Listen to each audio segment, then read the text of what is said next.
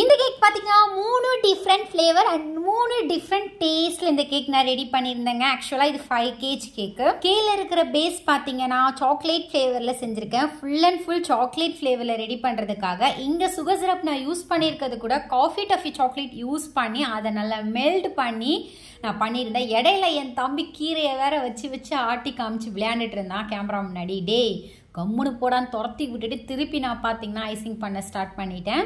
கேக்கில் sugar syrup நல்லா spread ஆயிருக்கான்னு எப்படி கண்டுபிடிக்கணும் அப்படின்னா, நம்மளுடைய டூத் பிக் இருக்குல்ல அதை வந்து உள்ளே இன்சர்ட் பண்ணி பார்க்கணும். நல்லா சாஃப்ட் அண்ட் ஸ்மூத்தாக போச்சுன்னா நம்ம சேர்த்துருக்க சுகர் சிரப் நல்லா வந்து கேக் வந்து அப்சர்வ் பண்ணிடுச்சு. அப்போ தான் கேக் சாப்பிட்றதுக்கு நல்லா சாஃப்டாகவும் டேஸ்ட்டாகவும் இருக்கும். இந்த க்ரீமில் பார்த்தீங்கன்னா சாக்லேட் கெனாஸை மெல்ட் பண்ணி சேர்த்துருந்தேன். ஸோ அந்த ஃப்ளேவருடைய க்ரீமை ஃபுல்லாக அப்ளை பண்ணிவிட்டு மேலே சாக்லேட்டை பொடிசாக வந்து கிரைண்ட் பண்ணியிருந்தேன். ஸோ அதையும் மேலே வந்து போட்டிருக்கேன். இந்த கேக்குடைய வெயிட் பார்த்தீங்கன்னா கீழே இருக்க பேஸ் வந்து 3 kg இருந்துச்சு. இந்த சாக்லேட் கேக் வந்து நான் ரெடி பண்ணும் போது பார்த்தீங்கன்னா ஒரேபடியாக பேட்டரை வந்து ஃபுல்லாக டின் ஃபுல்லாக வந்து ஊற்றி வச்சுட்டேன் நல்லா வெயிட்டாக. ஸோ இது எனக்கு பேக் ஆகவே பார்த்தீங்கன்னா நார்மலாக கேக் பேக் பண்ணுறதுக்கு 35 minutes வைப்போம். ஆனால் இந்த கேக் பேக் பண்ணுறதுக்கு பார்த்தீங்கன்னா 35 minutes வச்சுட்டு திருப்பி ஒரு 35 minutes வச்சு தாங்க இதை பேக் பண்ணி எடுத்துருந்தேன். மேலே இருக்கிறதெல்லாம் நல்லாவே கிராக் ஆகி கருகியே போயிடுச்சு. கீழே இருக்க பேஸ் வேகலைன்னா ஒன்றுமே பண்ண முடியாது. ஸோ அதனால் அவ்வளோ நேரம் ஆயிடுச்சு. நீங்களும் இந்த தப்பை பண்ணாதீங்க. அதுக்கு பதிலாக நீங்கள் 2 தடவை கூட இந்த பேட்டரை வந்து ஊற்றி வேக வச்சிடலாங்க.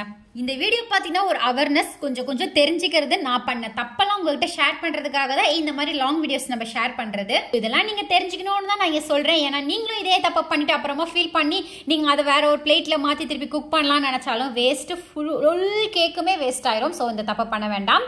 நெக்ஸ்ட் பார்த்தீங்கன்னா ரெட் வெல்வெட். இது பார்த்தீங்கன்னா 1 kgக்கு கொஞ்சம் கம்மியாக தான் இருந்தது. கேக்குடைய ஒவ்வொரு பேஸ்க்கும் நான் சுகர் சிரப் சேர்த்து உடனே பார்த்தீங்கன்னா ஒரு டூத் பிக் வச்சு செக் பண்ணி பார்ப்பேன். நல்லா சாஃப்ட் அண்ட் ஸ்மூத்தாக ஜூஸியாக போச்சுன்னா அந்த பேஸ் வந்து நல்லா சாப்பிட்றதுக்கு சாஃப்ட் அண்ட் டேஸ்ட் அண்ட் ஜூஸியாகவும் இருக்கும். ஸோ ரெட் வெல்வெட் கட் பண்ணும் போது கொஞ்சம் கிராக் ஆயிடுச்சு. ஸோ மிச்சம் இருக்கிற துகள்கள்லாம் போட்டு ஒரு பேஸ் வந்து நடுவில் வந்து இதை வந்து ரெடி பண்ணியிருக்கேன். அப்போ தான் வந்து தெரியாது. ஸோ அதனால பார்த்தீங்கன்னா செகண்ட் லேயர் மட்டும் வந்து லைட்டாக தூள்லாம் வச்சு அரேஞ்ச் பண்ணேன். Third layer and fourth layer வந்து பர்ஃபெக்டாக வச்சு அரேஞ்ச் பண்ணிக்கிட்டேன். இது வந்து sugar syrup, normal sugar syrup தான். லைட்டாக வந்து ரோஸ் எசன்ஸ் வந்து இங்கே சேர்த்துருக்கேன். இந்த விப்பிங் கிரீம்ல நான் என்ன சேர்த்திருக்கேன்னு பார்த்தீங்கன்னா குல்கோண்ட் சேர்த்திருக்கேன். குல்கோண்ட் வந்து நம்ம ரோஸ் பட்டல்ஸ்லாம் இருக்குல்ல அதை வந்து தேனில் வந்து ஊற வச்சு குல்கோண்டை வந்து இந்த பேஸில் வந்து சேர்த்துருக்கேன். ஸோ அதால் தான் இந்த விப்பிங் க்ரீம் வந்து நல்லா லைட் பிங்க்லாம் ஹனி டேஸ்ட்டோட ரொம்பவே நல்லா இருந்தது. ஸோ கேக்குடைய ஃப்ளேவர்ஸ் நமக்கு பிடிச்ச மாதிரி இதை அரேஞ்ச் பண்ணிக்கலாம். குல்கோண்டு கூட நீங்கள் வெப்பிங் க்ரீமில் போட்டு ஒரு தடவை கிரைண்ட் பண்ணி சாப்பிட்டு பாருங்கள். டேஸ்ட் ரொம்ப நல்லாயிருக்கும். இது பார்த்தீங்கன்னா ரெட் வெல்வெட்டில் அரேஞ்ச் பண்ணியாச்சு, க்ரம் கோட் பண்ணி. ஃப்ரிட்ஜில் ஒவ்வொரு பேஸும் வந்து ஃப்ரிட்ஜில் நல்லா வந்து செட் ஆகணும். ஒரு 10 நிமிஷம் 15 நிமிஷம் விடுங்க. நீங்கள் உடனே க்ரம் கோட் பண்ண போகிறீங்க அப்படின்னா நீங்கள் ஐஸ் பெட்டியில் வந்து ஃப்ரீசரில் கொண்டு போய் வச்சுட்டு ஒரு 15 minutes கொண்டு வந்து அப்புறமா ஐசிங் பண்ணிங்கன்னா சூப்பராக வரும். இது வந்து எனக்கு ஒரு அண்ணன் ஷேர் பண்ணி சொன்னாங்க. கேக்குடைய தேர்ட் பேஸ்க்கு என்ன பண்ணிட்டு இருக்கேன்னு பார்த்தீங்கன்னா ஒயிட் ஃபாரஸ்ட் கேக்காக தான் வந்து ரெடி பண்ணியிருந்தேன். இந்த க்ரீமில் வந்து நான் என்னென்ன சேர்த்துருக்கேன் அப்படின்னு பார்த்தீங்கன்னா ட்ரை ஃப்ரூட்ஸு ப்ளஸ் இது கூடயே பார்த்தீங்க அப்படின்னா செரி பழம், இது எல்லாத்தையுமே நல்லா மிக்சியில் கிரைண்ட் பண்ணிவிட்டு இது கூடயே வந்து பிளாக் கரண்ட் க்ரஷும் வந்து சேர்த்துருந்தேன். இதோடைய டேஸ்ட் வேற மாதிரி டிஃப்ரெண்ட்டாக இருந்துச்சு. இது என்ன டேஸ்ட்னு எங்களால் கெஸ் பண்ண முடியல. அவ்வளோ ரொம்ப நல்லா இருந்தது. ஸோ ஒவ்வொன்றும் ஒரு டேஸ்ட்டில் இருக்கணும் அண்ட் ஒரு ஃப்ளேவர் வேறு ஃப்ளேவராக தெரியணும் அப்படின்னு சொல்லிட்டு தான் நான் இந்த மாதிரி அரேஞ்ச் பண்ணியிருக்கேன். ஸோ ஒரே மாதிரி யூஸ் பண்ணாமல் கொஞ்சம் டிஃப்ரெண்ட்டாக இருக்கட்டும் சொல்லிட்டு ஒவ்வொரு ஃப்ளேவருக்கும் ஒவ்வொரு டிசைன்ஸாக வந்து நான் வந்து உள்ளே இருக்கிற ஃப்ளேவர் வந்து ரெடி பண்ணேன். இந்த ஒயிட்டும் பார்த்தீங்கன்னா 4 லேயர் வச்சுருந்தேன். சாக்லேட் மட்டும்தான் 3 லேயர் வந்துச்சு. ஒயிட்டுக்கு வந்து லாஸ்ட் லேயர் மட்டும் நார்மலான வெப்பிங் க்ரீமை வச்சு க்ரம் கோட் பண்ணிக்கணும். இல்லைன்னா நம்ம வந்து மேலே பேஸ் கொடுக்கும்போது அப்படியே இந்த ஃப்ரூட்ஸ் எல்லாம் வந்து திப்பாக இருக்கும், நான் கிளியராக இருக்காது. அதனால சொல்லிட்டு நான் நார்மலாக ஒயிட் க்ரீமை வச்சு நார்மலாக வந்து க்ரம் கோட் பண்ணி விட்டுட்டேன். 3 லேயரும் வந்து க்ரம் கோட் பண்ணிட்டு ஃப்ரிட்ஜில் கொண்டு போய் செட் பண்ணிட்டேன். ஆனால் சாக்லேட் ஃப்ளேவரை வந்து நான் ஐஸ் பெட்டியில் வந்து அதான் ஃப்ரீசரில் வந்து வச்சிருந்தேன். அதனால உடனே வந்து நான் ஸ்டார்ட் பண்ண ஆரம்பிச்சிட்டேன். நீங்கள் ஃப்ரிட்ஜில் வச்சிருந்தா 1/2 hour, ஃப்ரீசரில் வச்சுருந்தா 15 minutesலேயே நம்ம வந்து க்ரம் கோட் பண்ணி முடிச்சோன்னே ஐசிங்கும் பண்ண ஸ்டார்ட் பண்ணிடலாம். ஸோ அந்த மாதிரி தான் நான் பண்ணியிருந்தேன். சாக்லேட் ஃப்ளேவருக்கு பார்த்தீங்கன்னா ஈவனாக க்ரம் கோட் பண்ணி முடிச்சுட்டு கீழே வந்து கோல்டு வந்து டஸ்ட் மாதிரி போட்டுட்டு அதை ஈவனாக பரப்பி விட்டுட்டு ஒரு எனக்கு பிடிச்ச மாதிரி ஒரு டிசைன்ஸில் வந்து லைட்டாக ஒரு கோடா மாதிரி போட்டு எடுத்துட்டேன். ரெட் வெல்வெட்டும் சேம் ஒயிட் கலர் பேஸ் வச்சு ஃபுல்லாக அரேஞ்ச் பண்ணிக்கிட்டு மேலே மட்டும் இந்த கோல்டு பால்ஸ் வர மாதிரி கொடுத்துக்கலாம் அப்படின்னு சொல்லிட்டு கோல்டு டஸ்ட்டை மட்டும் மேலாப்பில் வந்து தூவி விட்டுட்டு அதை வந்து ஈவனாக வந்து கொண்டுட்டு வந்து அழகாக கொண்டு வந்து ஆனால் மேலே இருக்க பேஸ் வந்து குட்டியோண்டு மட்டும் கொஞ்சம் க்ரம் கோட் பண்ண கொஞ்சம் கஷ்டமாக இருந்துச்சு. மற்றபடி பிரச்சனைகள்லாம் இல்லை, சூப்பராகவே வந்து க்ரம் கோட்டுக்கு ஈஸியாக வந்தது. நீங்கள் க்ரம் கோட் பண்ணும்போது இந்த மாதிரி சில விஷயங்கள்லாம் தெரிஞ்சுக்கோங்க.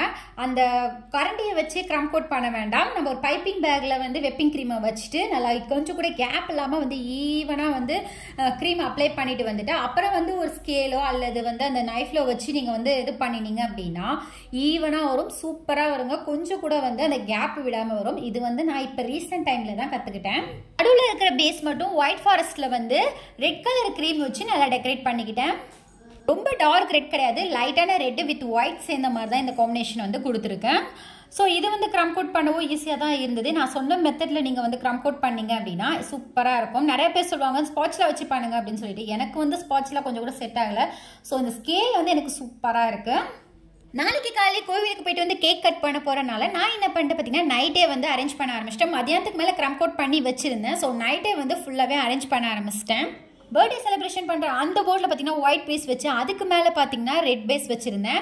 கீழே இருக்கிறது சாக்லேட் ஃப்ளேவர், மேலே இருக்கிறது வந்து ஒயிட் ஃபாரஸ்ட் ஃப்ளேவர். எப்பயுமே என் தம்பி வந்து கூட ஹெல்ப்பில் இருப்பான். அன்னைக்கு பார்த்தீங்கன்னா எனக்கு என் தம்பிக்கு ஃபைட்டாக, அதனால் கொஞ்சம் கூட ஹெல்ப் பண்ண வர மாட்டேன்னு சொல்லிட்டான். நானே கஷ்டப்பட்டு எப்படியோ தூக்கி வந்து பேஸ் மேலே வச்சுட்டேங்க. செகண்ட் லேயர் வைக்கும் போது ஒன்றுமே எனக்கு தெரியல, அதனால் அது வந்து ஈஸியாக வச்சுட்டேன். ஆனால் தேர்ட் லேயர் வைக்கும் போது தான் வந்து டமால்னு கீழே விழுந்து போச்சு. பைபிளில் வெயிட் தாங்கலை போல். ஸோ எப்படியும் விழுந்துருச்சு. திருப்பியும் பார்த்தீங்கன்னா க்ரம் கோட்டும் வந்து திருப்பியும் ஐசிங் பண்ணியிருந்தேன். ஸோ லைட்டாக மேலாப்பில் வந்து அந்த கோல்டு டஸ்ட் இருந்துச்சு. கேக் வந்து 3 பேஸ் இருக்கிறனால கொஞ்சம் ஸ்ட்ராங்குக்காக ஃபஸ்ட்டு வந்து 3 இது வந்து செட் பண்ணியிருந்தேன். மேலாப்பில் வந்து 1 மட்டும் செட் பண்ணியிருந்தேன்.